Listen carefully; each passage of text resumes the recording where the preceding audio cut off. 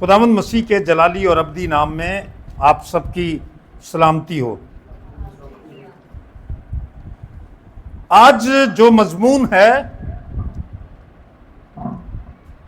वो इस लिहाज से भी खासुल खास है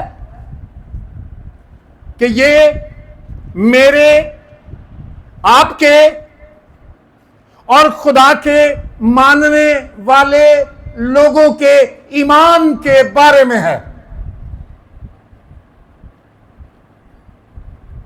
और ईमान के बारे में सुनना, ईमान के बारे में सीखना, ईमान के बारे में जानना हमारे लिए अज़हद जरूरी है, क्योंकि हमारा भी ईमान सुनने से पैदा होता है और सुनना मसीह के कलाम से।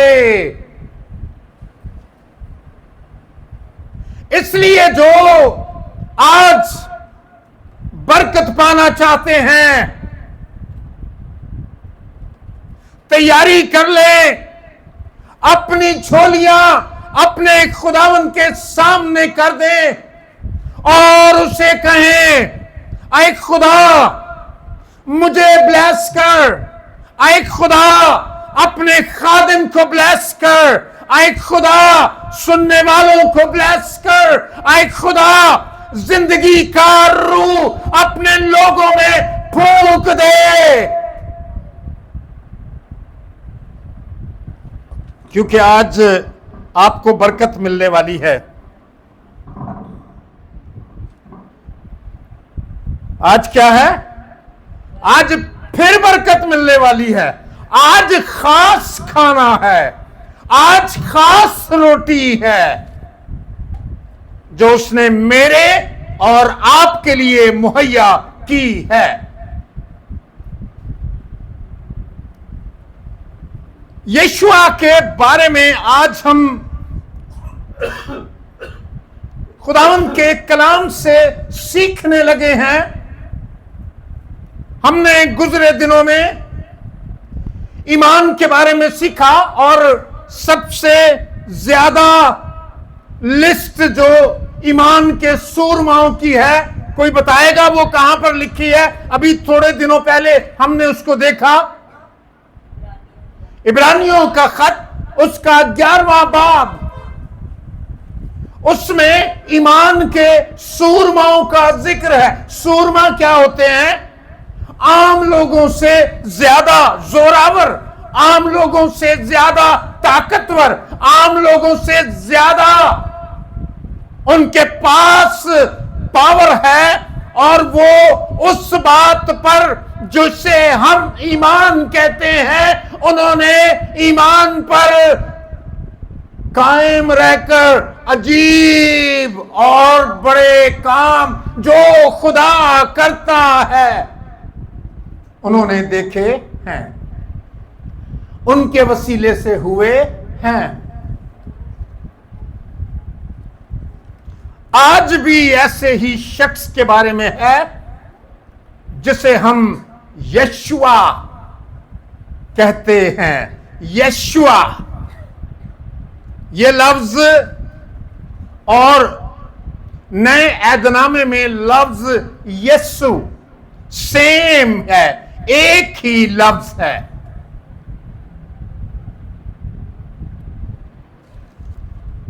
ये जो यशुआ है, पुराने अहदनामे में मूसा के वफात के फौरन बाद हम इसका जिक्र देखते हैं और इसके नाम से एक किताब देखते हैं जिसे कहा जाता है कि ये, और वो यशुआ के नाम ही से मंसूब है, और इसे कहा जाता है यशुआ की किताब। और बहुत से शवाहिद ये साबित करते हैं कि पहली 5 किताबें खुदा ने अपने बंदा मूसा की मार्फत विरताए तहरीर में लेकर आया और फिर उसके बाद ये छठी किताब जो है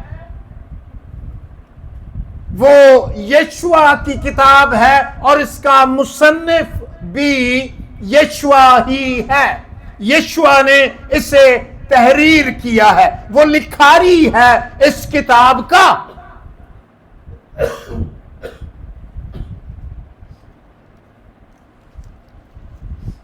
ये बड़ा ईमान रखने वाला, मजबूत, पक्का, अटल ईमान रखने वाला नबी है।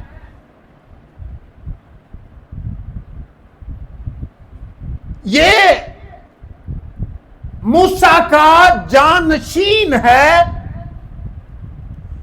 मूसा के फौरन मरने के बाद खुदा ने यशुआ से कलाम किया और यशुआ से कहा, जैसे मैं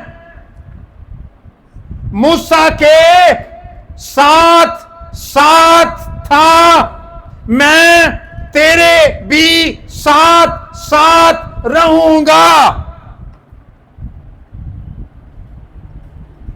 जैसे मैं मूसा के साथ था वैसे ही मैं तेरे भी साथ रहूंगा।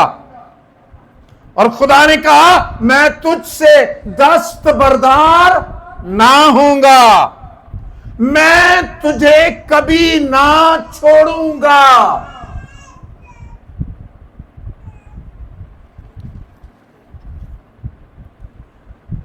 खुदा ने यशुआ से यह भी कहा, शरीयत की ये किताब तेरे मुंह से ना हटे, दिन और रात तेरा इस पर ध्यान रहे,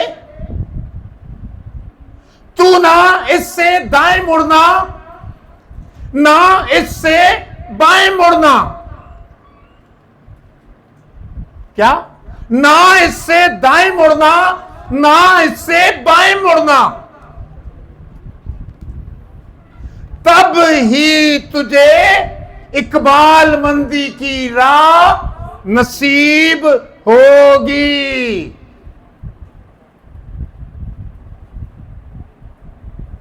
और ये साथ साथ हम अपने लिए असबाक भी देखते जाए ना। ये किताब इसलिए दी गई है, ये हिस्ट्री की किताब नहीं है। अगरचे इसमें बनी इस्राइल की हिस्ट्री मौजूद है कि खुदा उनके साथ किस तरह चलता रहा, लेकिन ये खुदा की किताब है। खुदा किस तरह बात करता है, खुदा किस तरह चुनाव करता है, खुदा किस तरह मुकर्रर करता है, खुदा किस तरह इस्तेमाल करता है, खुदा इन किताबों के वसीले से बयान करता है।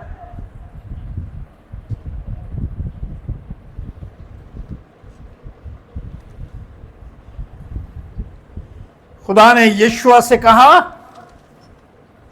तू ना इससे दाएं मुड़ना ना इससे बाएं मुड़ना। ये बात खुदा ने जब यशुआ के साथ कर ली तो यशुआ कैसा हो गया, यशुआ कितना मजबूत हो गया। सबसे पहला मौका उसके सामने आया जब वो दरियाए यरदन पर खड़ा हुआ था।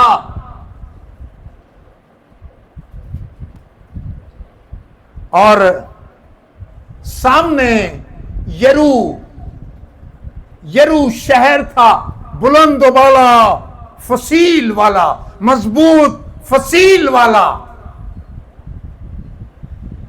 और खुदा ने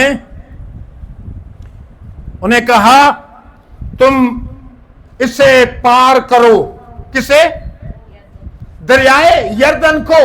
और जैसे ही काहिन और अहद का संदूक दरियाए यर्दन के किनारे पर जाकर खड़ा किया, ठहरा दिया, रख दिया, तो खुदा के कलाम में लिखा है उसी लम्हा पानी वहां पर आकर ठहर गया। दरिया का पानी पीछे से आ रहा था और फिर वो आकर यहां पर, जहां पर क्या था, अहद का संदूक और काहिनों के पांव मौजूद थे, वो पानी वहां से फैलांगने की जुर्रत उसने ना की, वो वहीं पर ठहर गया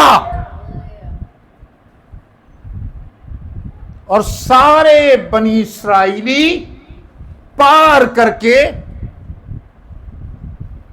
रास्ता पार करके उस बाकी जमीन पर गए जो खुदा ने उन्हें देने का वादा किया और खुदा ने उन्हें दे दी। और खुदा ने कहा जाओ और इस पर जाकर कब्जा कर लो।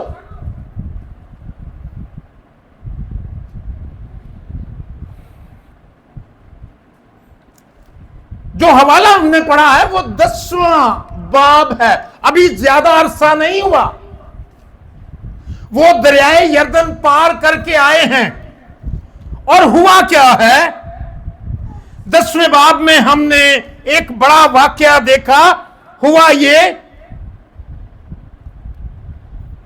अमोरियों के 5 बादशाह, अमोरियों के कितने, 1 2 बोले, आपको बोलने में क्या है भाई, 3 4 5 बादशाह बोला करें। जब आप बोलते हैं तो याद रखिए कि फिर ब्लेसिंग मिलती है खुदा की हजूरी में बोलने से, खुदा के कलाम को दोहराने से ब्लेसिंग मिलती है। जहन से जो बात फिर होकर निकलती है, जहन भी पाक और साफ होता है और जहन भी बरकत पाता है।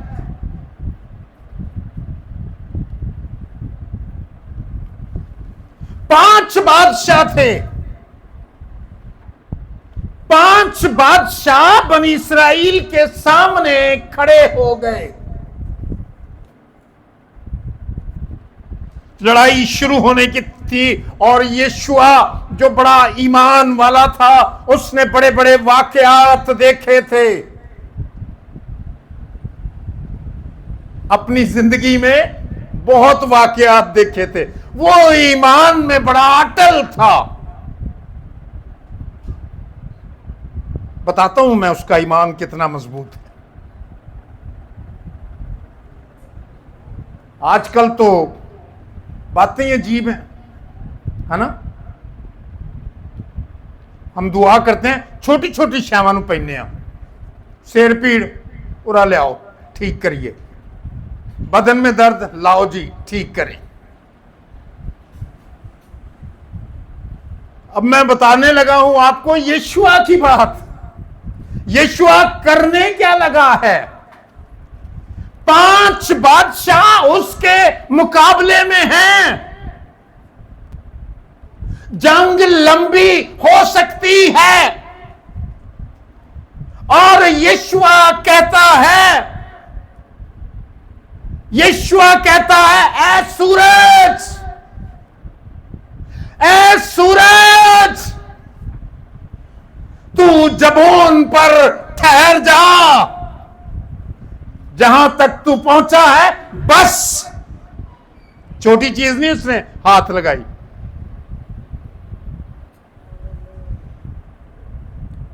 सूरज क्या है आप जानते हैं?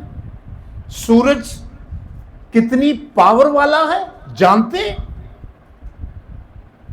अगर अपनी हद से थोड़ा सा नीचे आए सब कुछ जलकर खाक कर देगा।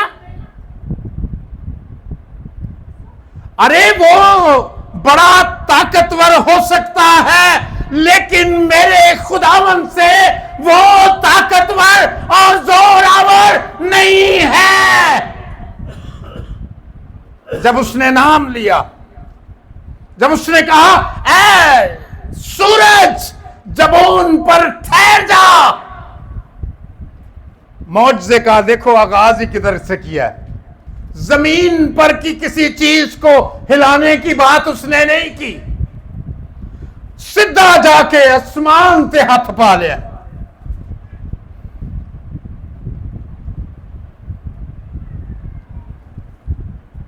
ईमानदार की बात मैं कर रहा हूं, यह है ईमान। यीशुआ की एक और बात बताता हूं। यीशुआ नबी बनी इस्राइल ने 12 लोगों को भेजा, 12 कबीलों में से एक चुना गया। 12 लोगों को चुना, 12 लोग गए और जासूसी करने लगे।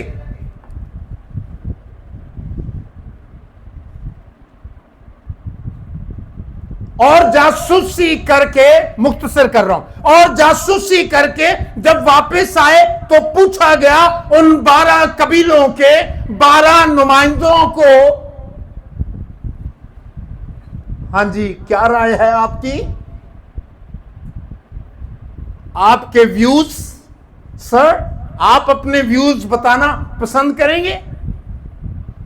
सबने कहा जिस मुल्क में खुदा हमें भेज रहा है वहां पर इंसान नहीं रहते, वहां तो जब्बार रहते हैं। उनके तो हाथ बड़े बड़े हैं, उनके तो पांव बड़े बड़े हैं, उनका तो सर बड़ा बड़ा है।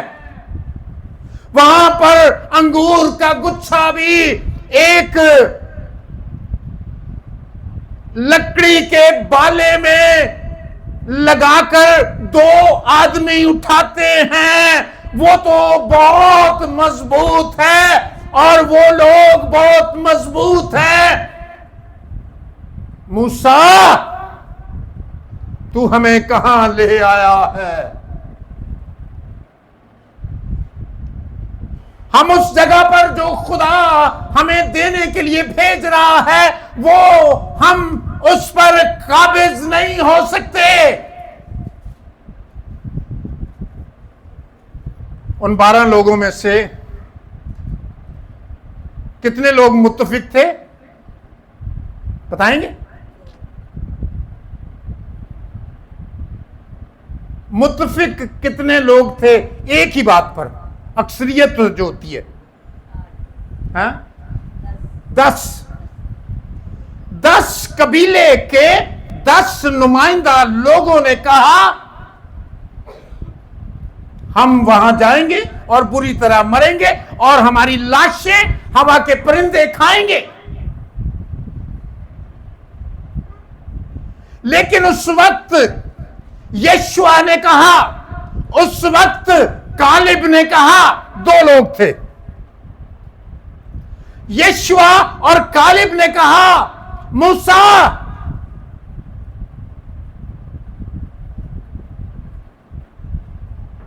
हम वहां जाएंगे, अगरचे वो बुलंदों वाला हैं, अगरचे वो बड़े बड़े हाथों वाले हैं, अगरचे वो बड़े बड़े कद वाले हैं, लेकिन वो हमारे सामने कायम नहीं रह सकते, क्योंकि 2 का ईमान कहां था? खुदा पर। बीमारी देखकर घबरा जाते हैं, कैंसर का नाम सुनकर घबरा जाते हैं। क्या करना चाहिए? नहीं घबराना चाहिए। कईयां दियां लत्तां हिलन लग पैंदियां ने, है ना?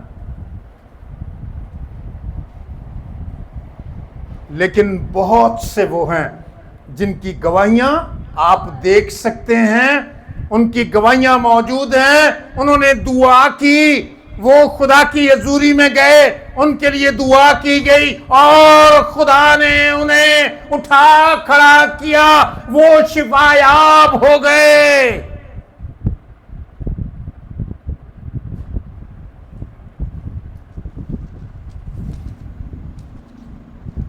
यीशु और कालिब ने कहा कुछ भी नहीं, हम उन पर गालिब आ जाएंगे, क्योंकि खुदा हमारे साथ है।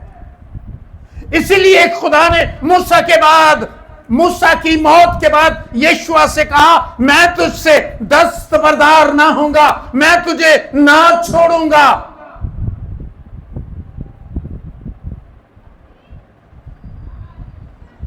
अगर ईमान नहीं तो खुदा आपके साथ नहीं है।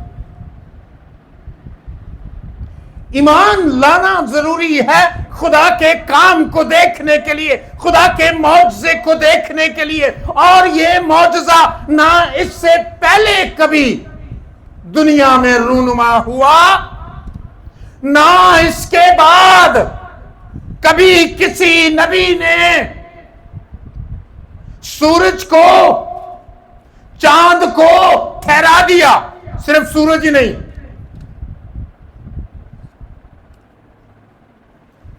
क्या इसके बारे में लिखा है पैदाइश की किताब में? ये क्या है? सूरज, हाँ?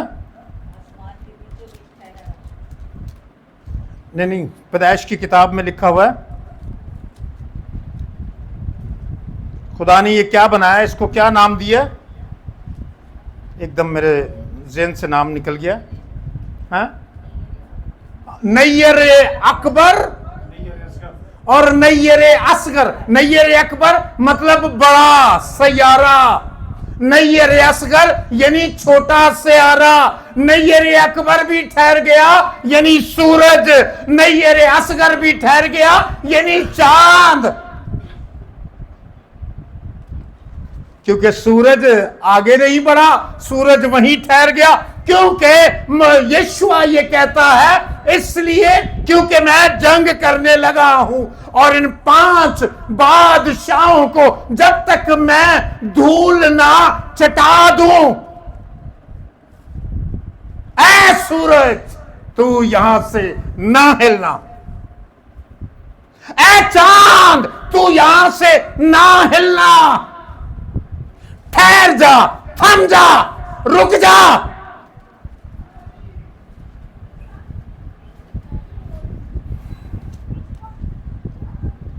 और लिखा है कि जब तक यीशुआ ने उनको मार मार मार कर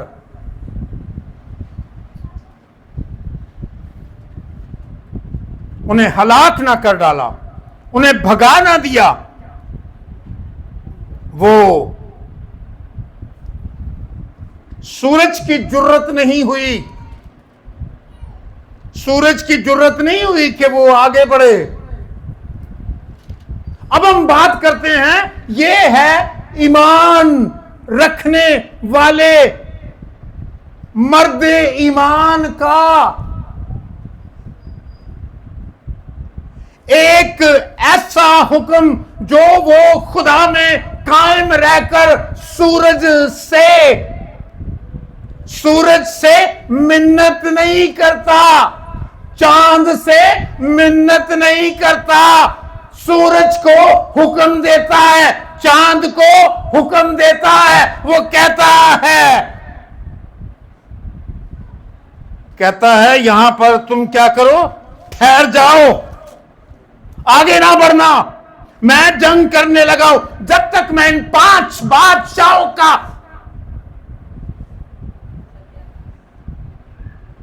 इनको मैं धूल ना चटा दूं, इनको नाको चने ना चबुआ दूं, तुम यहां से ना हिलना।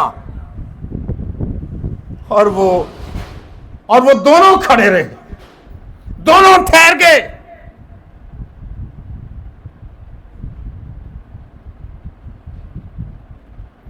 अजीजों, इस बयान के बाद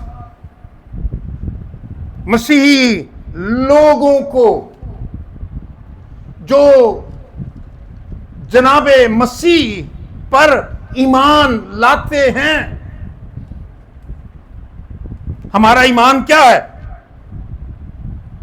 हमारा ईमान क्या है? ईमान क्या है हमारा?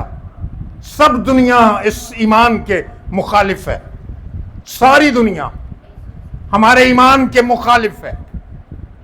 हमारा ईमान क्या है?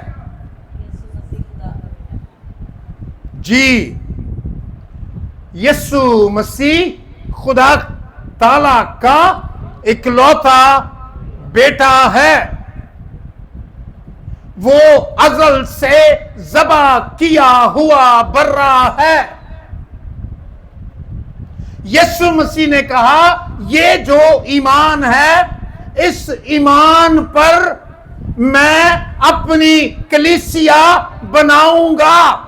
वो ईमान क्या है? जिस पर मसीह कलीसिया बनाएगा, जो पहाड़ की मानंद है, जिसे बाज चर्चेस वाले समझते हैं ये कलीसिया पतरस पर कायम है। अरे पतरस तो यीशु ने उसे दोबारा बुलाकर 3 बार इकरार करवाया था, वरना वो तो 3 बार इनकार कर चुका था, मैं इसे नहीं जानता।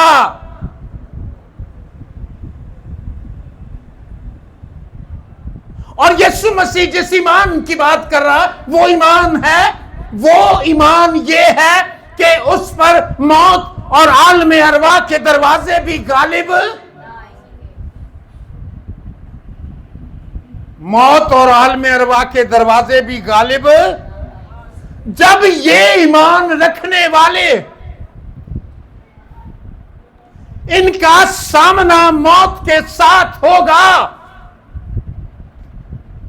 तो मौत इन पर गालिब ना आएगी। यीशु ने कहा, जो मुझ पर ईमान रखता है गो वो मर जाए तो भी जिंदा रहेगा। जो मुझ पर ईमान रखता है, यीशु कहते हैं, जो मुझ पर ईमान रखता है वो अब तक कभी ना मरेगा।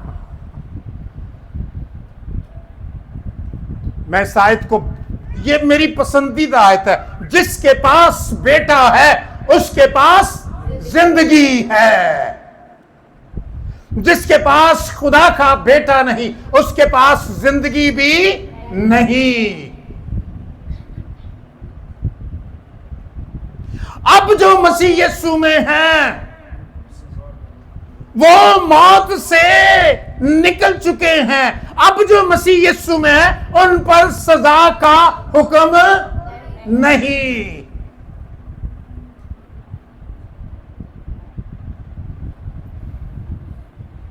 इस ईमान के बाद यीशु मसीह ने क्या कहा इस ईमान रखने वालों को? यीशु मसीह ने क्या कहा? जो ये ईमान रखते हैं, आप भी रखते हैं ना कि नहीं? उन मुकर ना जाए, आप भी रखते हैं ना ईमान? क्या ईमान रखते हैं? यीशु मसीह खुदा का बेटा है, यीशु मसीह निजात दहिंदा, यीशु मसीह खुदामंद है, यीशु मसीह हमारा खुदा भी है, तस्लीस का दूसरा अकनूम है। ये ईमान रखने के बाद अब जिस पर ये हम ईमान रखते हैं वो ये कहता है, अगर तुम्हारे अंदर राई के दाने के बराबर ईमान हो तो बताए ना। पहाड़ से, पहाड़ देखा कैसा है जी? ऐसे करके देखना पड़ता है, इतना ऊंचा। कभी ऊपर चले जाओ तो नीचे ऐसे देखना पड़ता है, इतना बुलंद है। और तुम क्या कहो उससे? समुंदर में चला जा, इधर से चलो चलो। अब हम क्या कर रहे हैं? चलें फिर पहाड़ के पास। ठीक है।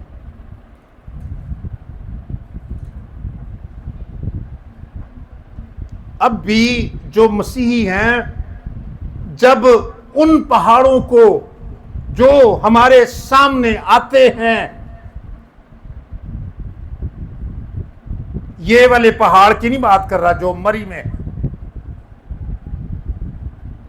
जो मसाइब का है, जो दुख का है, जो इब्लीस हमारे सामने खड़ा कर देता है, जब हम कहते हैं जो पहाड़ की तरह होते हैं, हमारी जिंदगी पर ऐसे छा जाते हैं, ऐसे बढ़ जाते हैं कि हम समझते हैं गए सो गए, दब गए और गए। लेकिन जब हम कहते हैं यीशु के नाम से इस जिंदगी को छोड़ दे,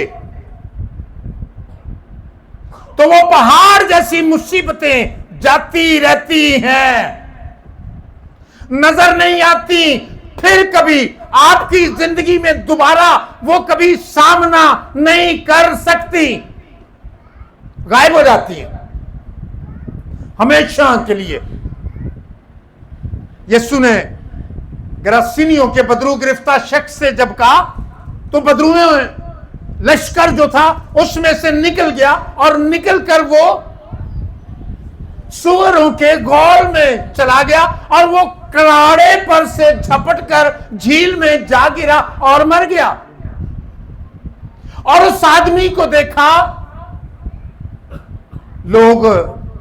लोगों ने जब ये माजरा सुना शहर से भाग गया, और लोगों ने देखा वो शख्स जो जंजीरों से बांधने के बाद भी नहीं रुकता, जंजीरें तोड़ देता है, यीशु मसीह के पास, यीशु मसीह के कदमों में उसे बैठे हुए देखा।